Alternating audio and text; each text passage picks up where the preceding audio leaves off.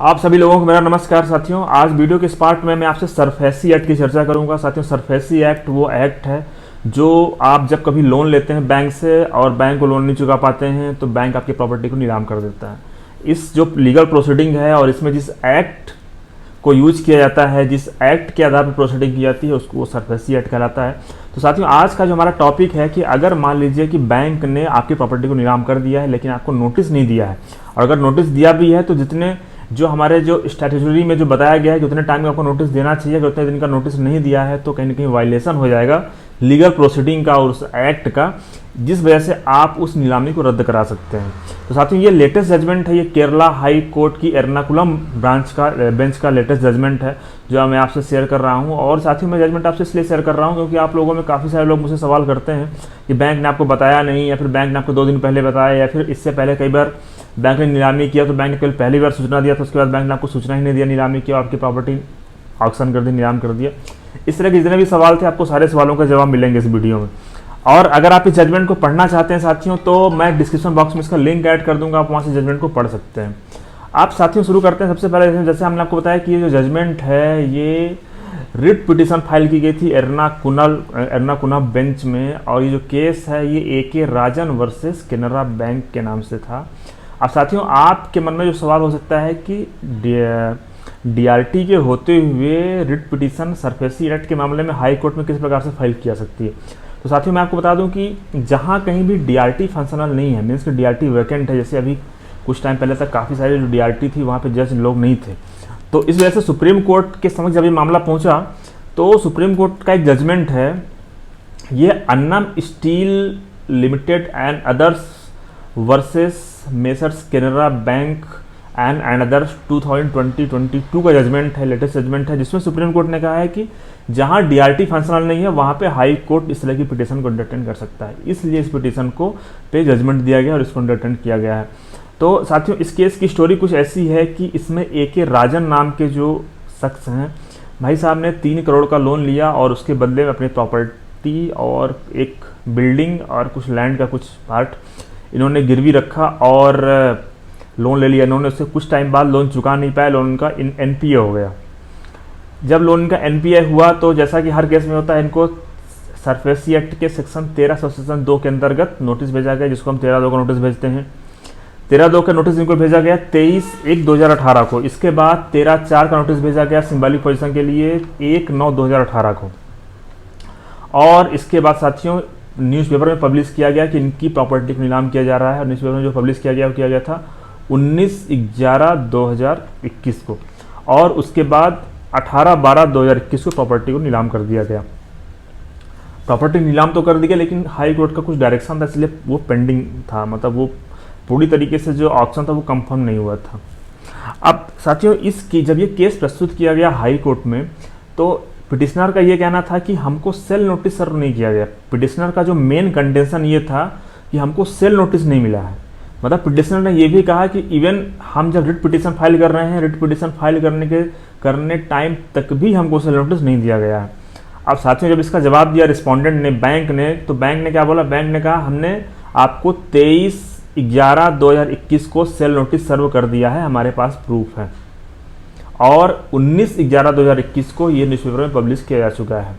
और 8/12/2021 को इस प्रॉपर्टी को ऑक्शन किया गया है।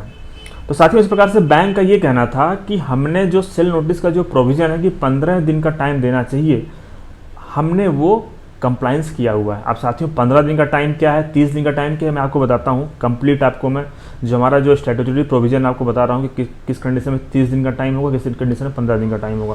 तो इस प्रकार से बैंक ने क्या डिफेंस लिया कि हमने आपको टाइम दिया हुआ था, आप पे नहीं करना चाहते हैं, इसलिए आप इस तरह का बहाना बना रहे हैं, और हमने सारे लीगल प्रोविज़न को फॉलो किया, उसको कंप्लाइंस किया हुआ है, इसलिए ऑक्शन को रद्द नहीं किया जाना चाहिए। अब साथियों, जब मामला जज साहब ने देखा दोनों पक्षों का, तो जो सबसे प्रमुख मुद्दा ये था कि जज साहब को ये देखना था कि सेल नोटिस जो सर्व किया गया वो लीगली वैलिड था या नहीं था। अगर लीगली वैलिड है तो जो ऑक्शन किया गया उसको कंफर्म कर दिया जाएगा, और अगर सेल नोटिस लीगली वैलिड नहीं है जो कि सर्व किया गया है बारोवर को, अगर वो लीगली वैलिड नहीं है तो ऑक्शन को रद्द कर दिया जाएगा। तो इस प्रकार से जज साहब ने जब इन दोनों फैक्ट को देखा तो सबसे पहले तो मैं आपको बता दूं कि जो इस जजमेंट में जिक्र किया गया है कि आखिर हम देखते हैं कि हमारा स्टैट्यूटरी प्रोविज़न क्या है कि कितने दिन का टाइम देना ज़रूरी है बारोवर को। तो आप स्क्रीन पे देखिएगा, मैं सरफेसी एक्ट के सेक्शन 9 सबसेक्शन 1 ये पढ़ रहा हूँ। साथ ही इसमें आपको पता चलेगा कि कितने दिन का टाइम देना जरूरी है अगर जहाँ पे बैंक प्रॉपर्टी को ऑक्शन कर रहा है। तो साथियों आप स्क्रीन पे देखिएगा, ये है time of sale, issue of sale certificate and delivery of possession etc. No sale of immovable property under these rules in first instance shall be take place before the expiry of 30 days from the date on which the public notice of sale is published newspaper as referred in provision to sub rule 6 or rule 8 or notice of sale has been served to be borrower. Provided further that if sale of movable property by any one of the methods specified sub rule 5 of 8 fail and sale is required to be conducted again, the authorized officer shall serve a fixed and publish notice of sale of not less than 15 days to the borrower for any subsequent sale. तो साथियों आप समझ गए होंगे कि bank को सबसे पहले तो 30 दिन का नोटिस देना जरूरी है जिस दिन से आपने पब्लिश किया है इसको। लेकिन साथियों यहाँ पे कंडीशन ये कि अगर बैंक पहली बार ऑक्शन कर रहा है तो 30 दिन का नोटिस देना जरूरी है। और कई बार आपने देखा होगा कि ऑक्शन फेल हो जाती है, बैंक ने ऑक्शन किया लेकिन कोई उपस्थित नहीं हुआ, उपस्थित हुए तो बिडिंग प्रॉपर नहीं हो पाई, बिडिंग प्रॉपर हुई तो जो हाईएस्ट बिडर था उसने पैसे जमा नहीं किया। तो इस तरह की कई सारी कंडीशन होती है, ऑक्शन फेल हो जाता है। अगर ऑक्शन पहली बार अगर ऑक्शन हो रही है प्रॉपर्टी तो आपको 30 दिन का नोटिस देना जरूरी है। बैंक बारोवर को 30 दिन का टाइम देगा, उसके बाद ही बैंक ऑक्शन कर सकता है। और अगर बैंक पहली बार आपको नोटिस दे चुका है मींस कि पहली बार ऑक्शन हो चुकी है लेकिन फेल था, उसके बाद सब्सिक्वेंट ऑक्शन किया जा रहा है दूसरी तीसरी चौथी बार, तो उस कंडीशन में बैंक को 15 दिन का टाइम देना जरूरी है। अब साथियों ये इसके पहले जो कुछ प्रोविजन था इसमें, ये एक्चुअली ये जो एक्ट ये जो है ये अमेंडमेंट की बात हुआ। इससे पहले की जो कंडीशन थी कुछ ऐसा था कि पहले तो ऐसा था कि आप बैंक की जब बिडिंग शुरू हो रही है तो उसके लास्ट मिनट तक भी आप चाहें तो प्रॉपर्टी में पैसा चुका करके ले सकते थे। लेकिन उसमें अमेंडमेंट कर दिया गया है 1/9/2016 को। उसके बाद कुछ ऐसा कर दिया गया था कि आप जब पब्लिकेशन हो गया है, जिस दिन पब्लिकेशन हुआ है उससे पहले तक ही आप बैंक में जाकर के अपनी प्रॉपर्टी को ले सकते थे। तो साथियों इस प्रकार से बैंक को जो पहली सेल है उसमें 30 दिन का और जो दूसरी सेल है जो सब कुछ उसमें 15 दिन का टाइम देना जरूरी है। अब इस कंडीशन अगर आप इस केस में देखेंगे तो बैंक ने खुद इस बात को कहा है कि हमने 23/11/2021 को नोटिस सर्व किया है और हमने नीलामी किया है 8/12/2022। मीन्स कि जो डिफरेंस हो रहा है साथियों वो 15 दिन का हो रहा है। और अगर आप काउंट करेंगे तो 15वां दिन जो है वो 8 तारीख को ही हो रहा है। तो इस प्रकार से कह सकते हैं कि जो लीगल प्रोविजन है उसका पालन बैंक ने नहीं किया, क्योंकि बैंक को 15 डेज तक वेट करना चाहिए था। लेकिन बैंक ने क्या किया, 15th डे ही बैंक ने ऑक्शन कर दिया। जबकि यहाँ पे जो स्टैट्यूटरी प्रोविजन है वो मैंडेटरी है कि आप उससे पहले नहीं कर सकते हैं। और बैंक ने यहाँ पे यही मिस्टेक किया कि बैंक ने जो 15th डे था, जो 15वां दिन था, बैंक ने उसी दिन को काउंट कर लिया और उसी दिन नीलामी कर दिया। तो इस वजह से साथियों बैंक हाई कोर्ट ने इस पिटीशन में ऑक्शन को रद्द कर दिया। जो सेल नोटिस था उसको कह दिया कोई लीगली वैलिड नहीं था। अब साथियों थोड़ा सा प्रोविजन हम और भी देखते हैं कि क्या क्या तरीके होते हैं, ये आप समझिए इस चीज़ को कि बैंक को आपके क्या क्या राइट है, बैंक को क्या क्या करना पड़ेगा। बैंक ऐसे मनमाने तरीके से बैंक आपकी प्रॉपर्टी को नहीं बेच सकता है। तो आप स्क्रीन पे देखिएगा कि बैंक किस किस तरीके से आपको सर्व करेगा, और तीनों मैंडेटरी नेचर के हैं। ऐसा नहीं कि या तो ऐसा या तो ऐसा या तो ऐसा। आप स्क्रीन पे देखिएगा साथियों, ये है reading of provision of rule 9 subsection 1 of the rule make it explicit that the authorized officer must serve affix and publish the notice of sale of not less than 15 days to the borrower for any subsequent sale. The word serve relate to personal service of notice. Affixure relate to the notice being affixed on the property, and the publication relate to the publication of notice in the newspaper. Detail for conjunction and employed in the provision also indicate the mandatory nature of all three method of notice.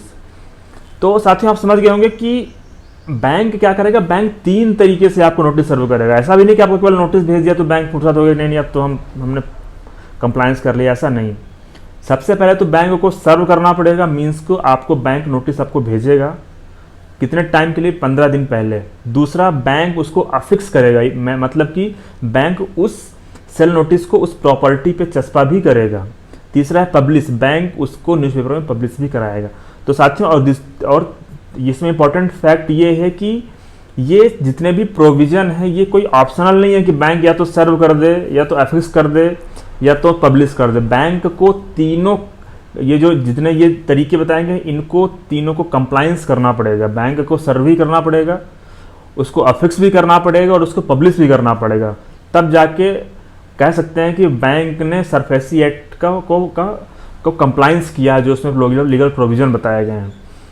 तो साथियों, इस प्रकार से high court ने petitioner की petition को accept कर लिया, रिट पिटिशन अलाउ कर दिया, और जो सेल नोटिस था उसको बैंक ने माना, इसको हाई कोर्ट ने माना कि उसने लीगली उसको सर्व नहीं किया गया, क्योंकि उसने 15वें दिन ही ऑक्शन कर दिया, जबकि उसको एक दिन का वेट और करना चाहिए था। मुझे उम्मीद है हमने जो टॉपिक आपसे शेयर किया है आपके लिए यूजफुल होगा।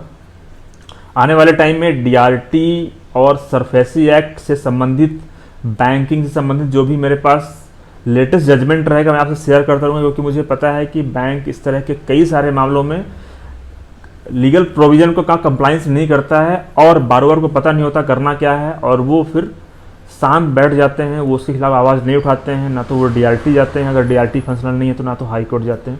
इसलिए अगर आपकी कहीं बेशकीमती प्रॉपर्टी नीलाम की जा रही है तो आपके जो राइट है आपको पता होना चाहिए उस चीज़ के बारे में। मुझे उम्मीद है कि ये वीडियो आपके लिए यूज़फुल होगा। अगर आपके कुछ सवाल हैं या फिर आप मुझसे चर्चा करना चाहते हैं तो आप मुझसे व्हाट्सएप के ज़रिए संपर्क कर सकते हैं, आप अपॉइंटमेंट लेकर के आप चर्चा कर सकते हैं। हाँ, कई बार मैं आपके जो कमेंट होते हैं उसमें देरी से जवाब देता हूँ, तो हो सकता है कि मैं वैसा जवाब न दे पाऊँ, लेकिन आप कमेंट कर दीजिए, मैं जब भी फ्री रहूँगा मैं आपको जवाब ज़रूर दूँगा। धन्यवाद साथियों।